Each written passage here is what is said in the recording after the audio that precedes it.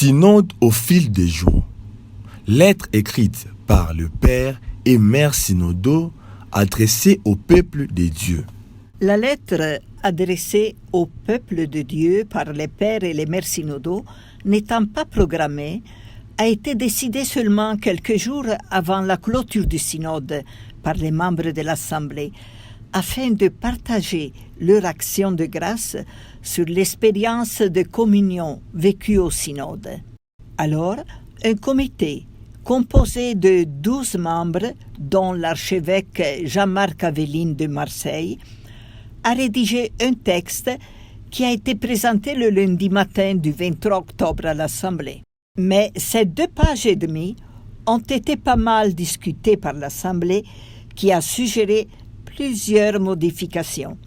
Le comité de rédaction s'est donc remis au travail pour intégrer les remarques et les amendements.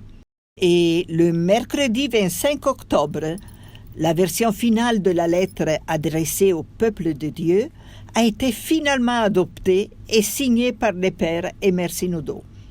Voici un court extrait de cette lettre. La session qui nous a réunis à Rome depuis le 30 septembre constitue une étape importante de ce processus. À bien des égards, ce fut une expérience inédite. Pour la première fois, à l'invitation du pape François, des hommes et des femmes étaient conviés, en vertu de leur baptême, à siéger à la même table pour prendre part non seulement aux délibérations, mais aussi au vote de cette assemblée du synode des évêques.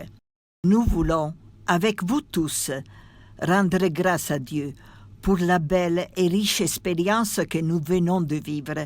Nous avons vécu ce temps béni en profonde communion avec vous tous.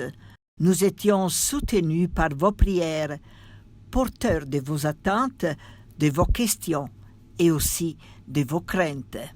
À l'aide de la méthode de la conversation dans l'esprit, nous avons partagé humblement les richesses et les pauvretés de nos communautés sur tous les continents, en essayant de discerner ce que l'Esprit Saint veut dire à l'Église aujourd'hui.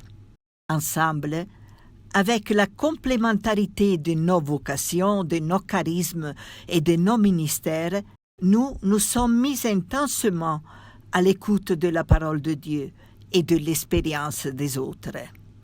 Écoutons maintenant le cardinal Fridolin, archevêque de Kinshasa, qui partage sur KTO TV son expérience faisant écho à la lettre adressée au peuple de Dieu.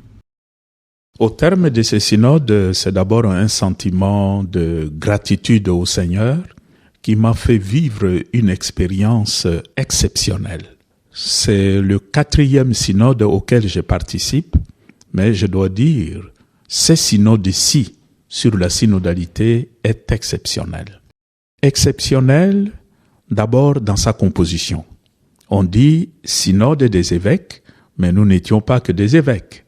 Il y a eu des laïcs, il y a eu des femmes, des jeunes, des délégués des églises et sœurs, et ça créait un climat inhabituel, aussi parce que nous étions 2 fois plus nombreux que habituellement. Vous aviez constaté, au lieu de monter dans la salle, nouvelle salle du synode en haut, nous avons tenu nos assises dans la grande salle Paul VI. Mais je dois dire, ce qui a caractérisé en plus ce synode, c'est la méthode utilisée, la méthode de la conversation dans l'esprit, des rencontres, des échanges, jalonnés de moments de prière, de moments de méditation, de silence, ce qui n'a jamais été le cas avant. Et ça nous a mis vraiment en condition de nous mettre à l'écoute de l'Esprit Saint, tout en étant aussi à l'écoute des autres. Ce synode, d'après mon analyse, ouvre des perspectives nouvelles à notre Église. C'est un synode, comme le nom le dit, sur la synodalité. Cela signifie que l'Église a pris conscience qu'il est urgent, qu'il faut changer quelque chose dans sa manière d'être. Les synodes sur la synodalité, c'est comment chercher ensemble, comment nous mettre à l'écoute de l'Esprit Saint aujourd'hui pour être une Église différente de celle qu'elle était avant, tout en conservant l'essentiel de ce qui fait que l'Église soit.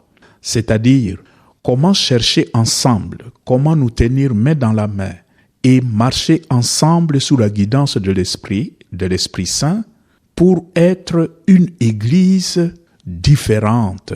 Une Église qui ne laisse personne au bord de la route, mais qui aborde les grands défis pastoraux qui se présentent à l'écoute les uns des autres et à l'écoute de l'Esprit Saint. Le peuple a le droit de savoir qu'est-ce que nous avons fait, de quoi nous avons parlé, quel est le fruit de cette rencontre qui a duré si longtemps. Donc le premier destinataire, c'est le peuple de Dieu. Nous avons pris le soin d'informer le peuple de ce qui s'est passé. Il y a un contenu dedans. C'est un synode sur la synodalité, comme dans le passé, il y a eu des synodes sur les jeunes, il y a eu des synodes sur la famille, un synode sur l'Amazonie, etc. Le thème central de ces synodes était la synodalité. Qu'est-ce que cela signifie? C'est comment réfléchir devant Dieu, dans la prière, être à l'écoute de l'Esprit Saint, être à l'écoute de mes frères et sœurs, pour réfléchir sur la nouvelle manière d'être Église. Une Église à l'écoute. Une Église qui ne laisse personne au bord du chemin, mais une Église qui avance vers le royaume de Dieu. Si vous souhaitez lire et approfondir l'intégralité de cette lettre, rendez-vous sur le site rcf.fr ou d'autres sites.